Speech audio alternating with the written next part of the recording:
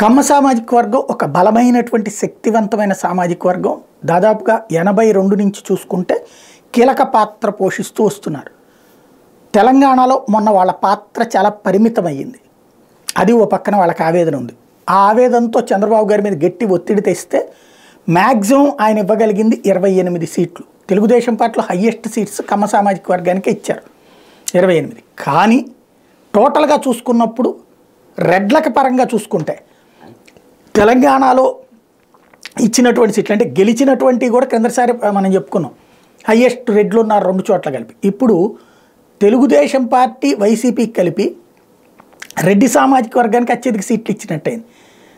YSR Congress party 49 మందికి రెడ్లకి ఇచ్చింది. ఇప్పుడు దాదాపుగా 49 సీట్లు రెడ్లకి ఇస్తే తెలుగుదేశం పార్టీ కూడా 28 మంది రెడ్లకి ఇచ్చింది. తద్వారా కమ్మ వాళ్ళ సీట్లు మాత్రం తగ్గినాయి.